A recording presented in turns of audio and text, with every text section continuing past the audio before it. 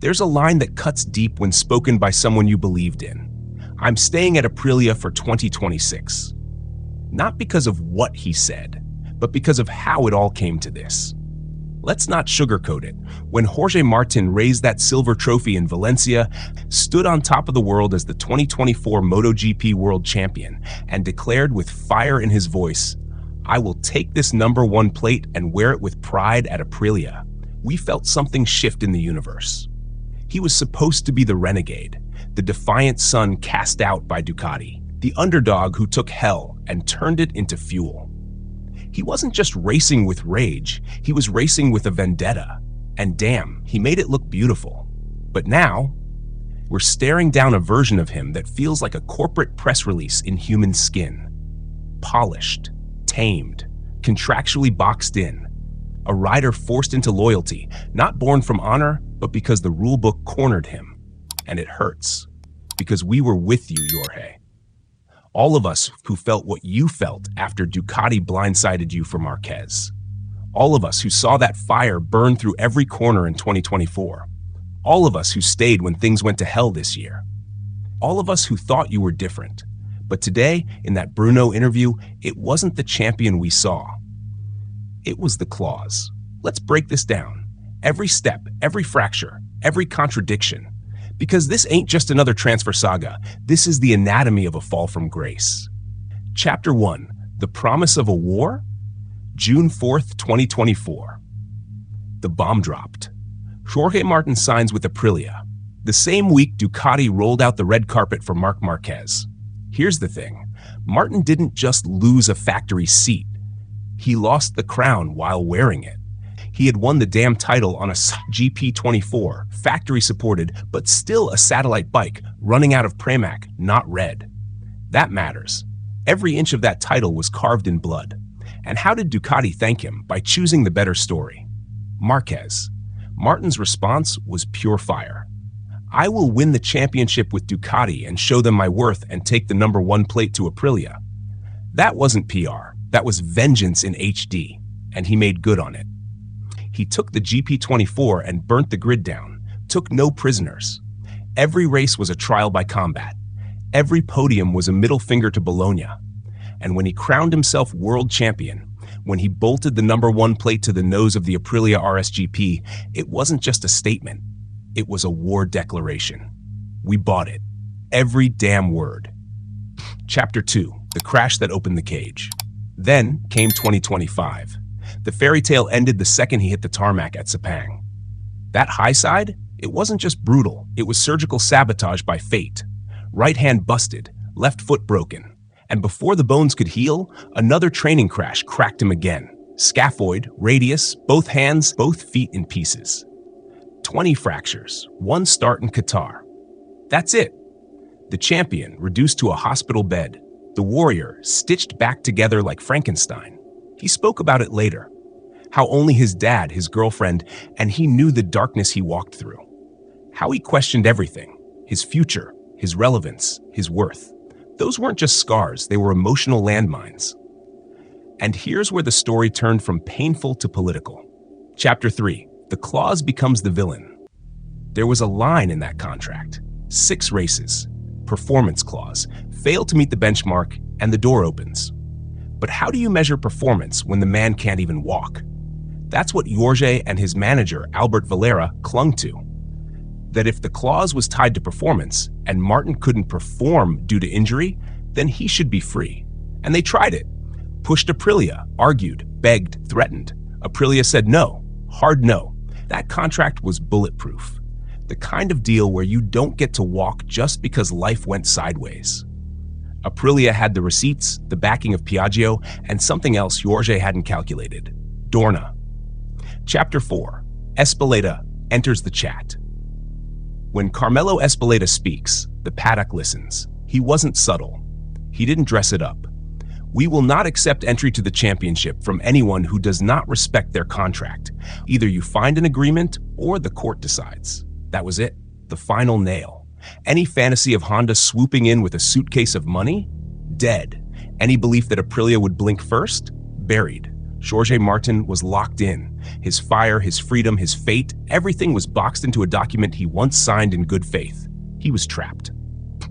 Chapter 5, the Misano shift. Then came Misano. Aprilia pushed to let him test. Jorge rode 60-plus laps, no media, just man and machine.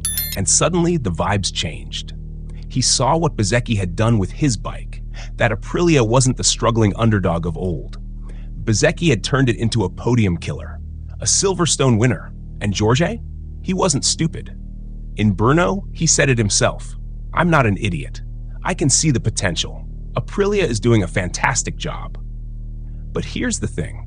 We weren't looking for pragmatism from the same guy who once said, I will win and take the #1 plate to Aprilia. We were looking for fire, for pride, for the man who bled on his own sword, not the one who shook hands with the boardroom. Chapter 6, the confession that cracked everything. Brno, the press conference. World champion. White walls, flashbulbs, eyes everywhere. And Jorge Martin sits down and lets out the sentence that gutted half the paddock. I will continue with Aprilia in 2026. Simple words. Nuclear weight. Let's be clear about something. Aprilia didn't defend him. This wasn't a rescue story.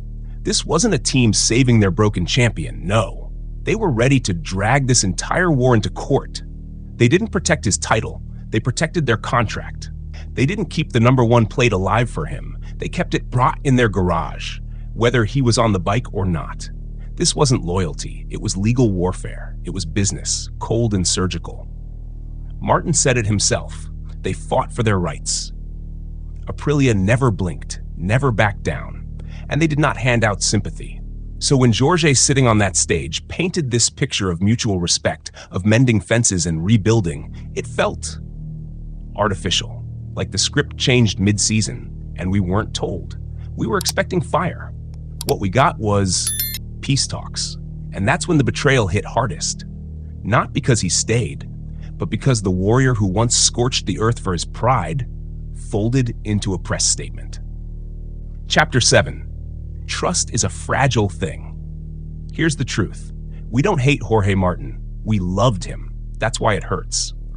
This isn't about a rider staying with a team he signed for. It's about the emotional whiplash of watching a gladiator become a bureaucrat. You brought us into this war, Jorge. You made us feel something. You gave the #1 plate meaning. You made every GP feel like a battle cry. And now we get clauses, statements, PR lines. You turned a revolution into a negotiation. And the worst part? You know it. You said it yourself. Relationships are like roller coasters. If you like the other person, you stay and work it out. But we weren't looking for therapy. We were looking for rage. Chapter 8. Redemption. Rests in the throttle. Now we get to the future. You're back. Brno is calling, and all eyes are on that #1 plate. You're not a rookie. You're not an outsider. You are the world champion. But make no mistake, the respect you earned in 2024 is on life support. You want it back? Win. That's it. Make that RSGP roar like a Ducati. Take that pit box, that team you almost left behind, and own it.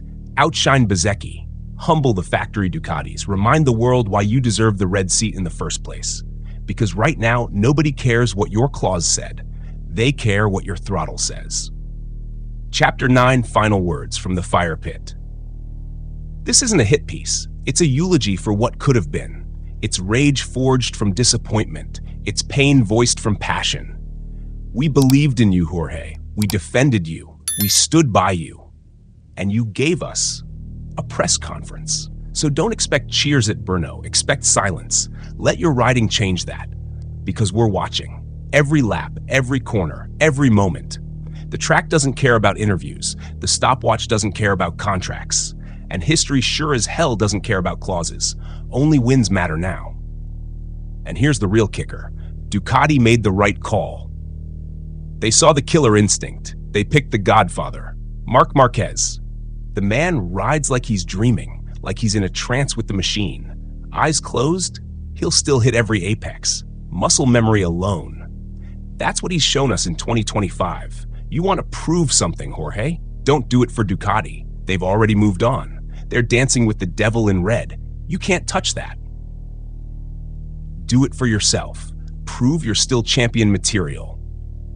Because this year, even two-time world champions got dusted. Even legends are struggling to stay relevant. And we're not blind, we're worried. Worried by the tone of your interview. Worried that in all those words, in all that reflection, there wasn't even one apology. Not to the team, not to the fans, not to the machine that waited for you to heal. You've got all the time now to feel that RSGP. But while you were negotiating your exit, Marco Bezzecchi became the medicine for the pain you left behind. He carried that bike. He gave Aprilia hope. He bled for results you were supposed to chase. So here it is, your stage, your story, your shot at redemption. Make it count. All the best, Jorge. Let's see if that fire still burns, or if all we got left is ashes.